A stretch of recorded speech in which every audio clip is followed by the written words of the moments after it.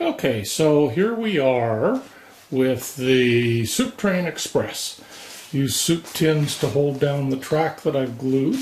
So all the way through here you can see where it's glued.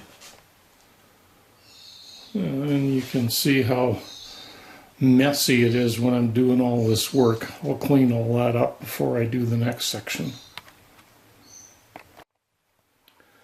Alright, if you remember back the last time, this was a real mess on the bench and I cleaned it up a bit. And I've done some mock-up here.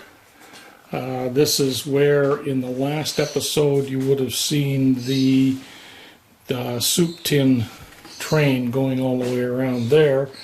I've now mocked up the siding along the front there, as well as selected a couple of pieces of flex track to get that loop around to there. And then I've got 4 pieces of flex track there that will take that loop all the way around and through to at least here. And I got a couple of pieces of flex track left that will let me build down here. And these are some short pieces that I have that I'll be able to use to take to this point. I will not have. For an update, what I've done is I've gone ahead and you can still see some white in there. This turnout is glued in. This turnout here is also glued in. And I extended the track along here. This turnout is glued in. I can't do this until I free this up. So this has to dry fully before I can finish this. And this has to dry fully before I can do this. And I guess is as the train goes from normal track to auto reverse, if the polarity is different, the auto reverse unit flips its polarity so that the train can keep going. If the polarity is the same, it just leaves it.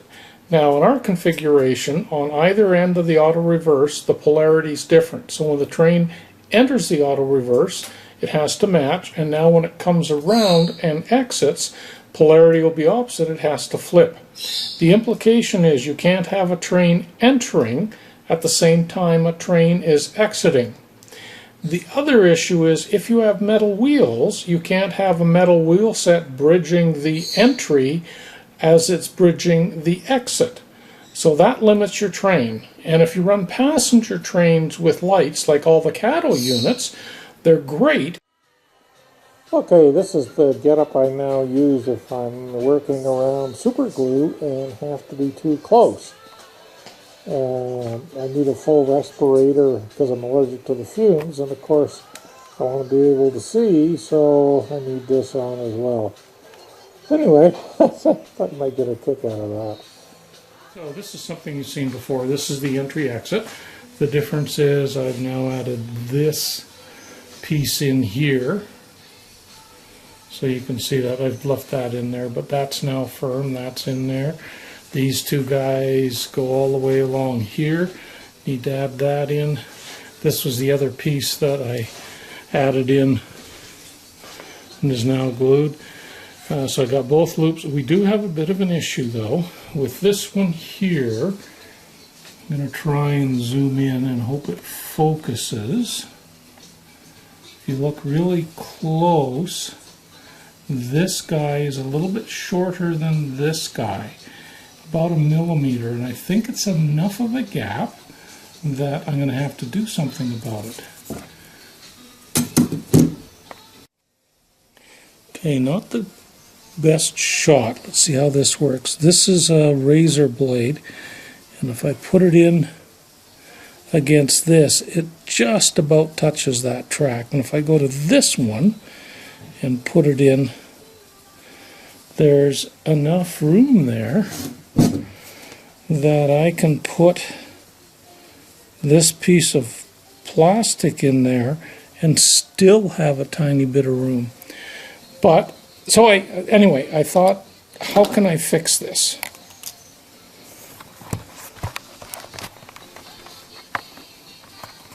So what's the best way of making that 1 millimeter long? I could cut the track here. This is straight from about here through. So I could cut the track about here, maybe desolder these guys, put a new piece in.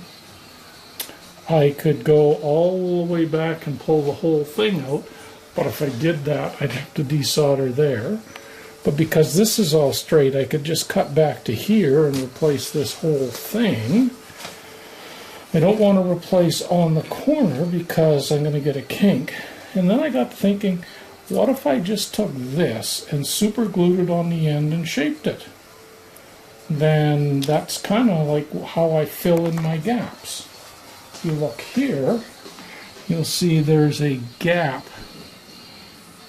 in the track here. It's kind of hard to see. Oh, that's better. You can kind of see there's a little bit of a gap there because I got an insulated joiner.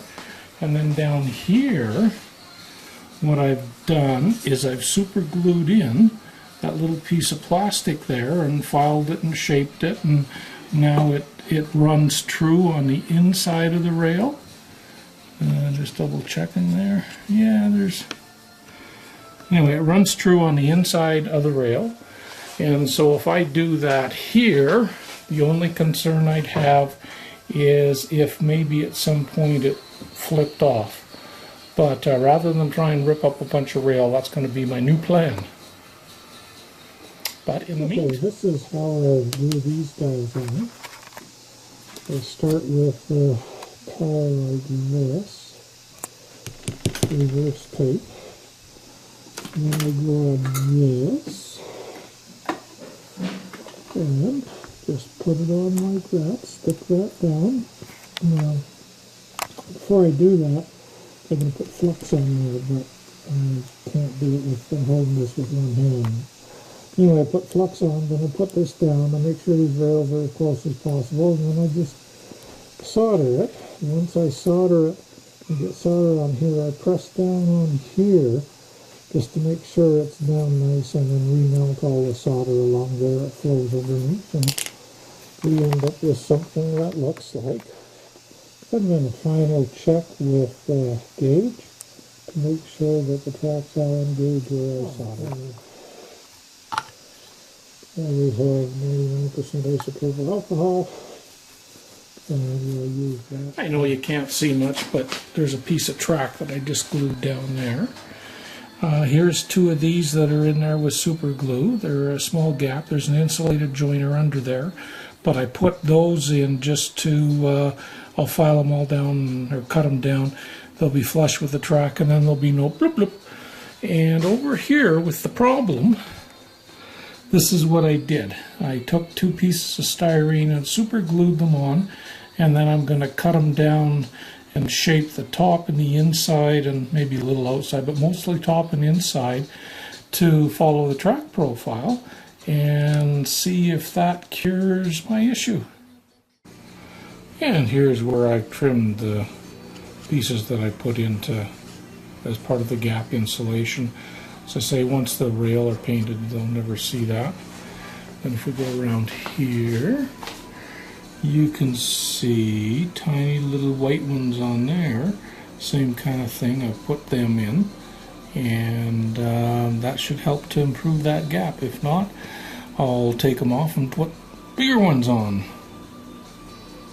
You can see we're still here with our 3 tracks. I've now laid, I haven't done these guys yet. I'm going to do them soon. But I've laid this here, which is the loop coming out. I've laid the track in there, so the one's going to the turntable over there. I've laid these 3 along here, this here piece in here, and the nice little section in there. These going all the way around to here. The extra little on there because it was too short. Now I want to put these 2 in, which will go part ways around there.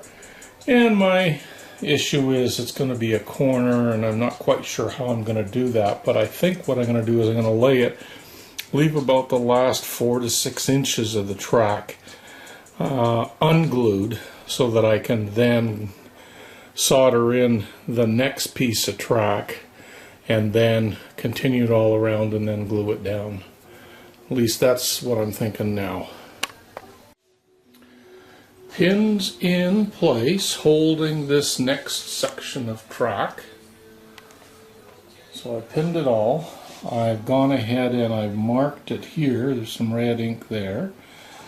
I use these little guys to ensure I got 5 inches or 4 inches of straight there, which matches up to the straight there, and same along there, although this guy's a little bit longer, but still fits in there. These are buttered up, which may mean I need to do a tiny little bit of filing afterwards, but that should be good. And now it's time to glue them in place. An update on the corner. This stuff has all been glued in up to that line and that line. I then went ahead, and in each case you can see there's that much exposed. So I went ahead, left this unglued, then I soldered the rail in here and in here. Then I continued this around to where it's going to go. I'm going to cut them off. You can see they're cut off there. I need to get it a little bit closer and finer. Now what I've done is I've used push pins here to pin this track to the radius that I want, following the center line, and then I used a red pen along the inside and outside, so when I spread the glue, I'm still going to be able to follow that. The other thing I did is I have these Tracksettas.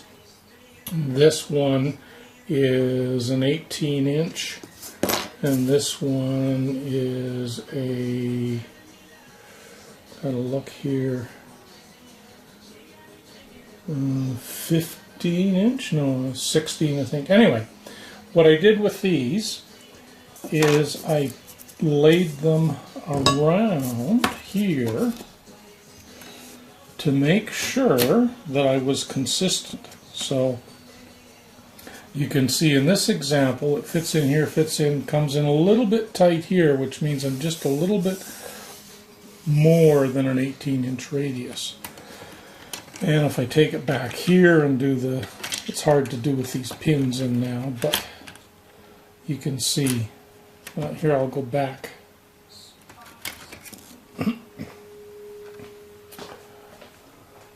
If I do something like this,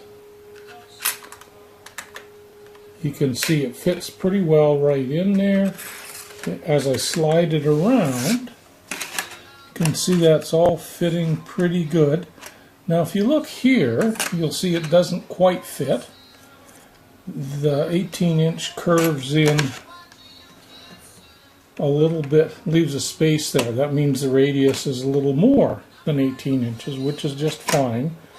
I think if we get to a spot here, you may find it's actually a little bit narrower than 18, but it's really close, so it's hard to get perfect. And then this guy, which as I say is a, I think 16-inch, if I put it in there, you can see a little bit of gap there and a little bit of gap there, meaning that this radius is just a little bit better than this. So what I do is when I'm all ready to go, these pins come out, I'll put white glue down. I actually use this stuff, foam tack glue.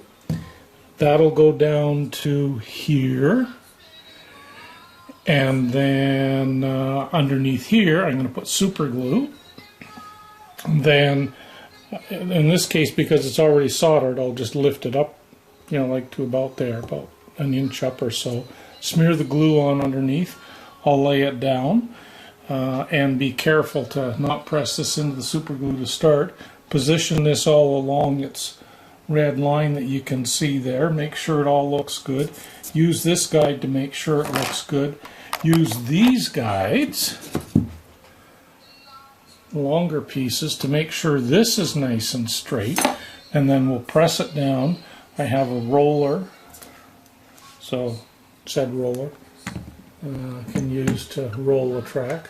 So I'll use that to roll it smooth there, and once I get it to there, and these are lined up how I want them, I'll use my diving weights on the end to hold that down and let that set up for a couple of hours.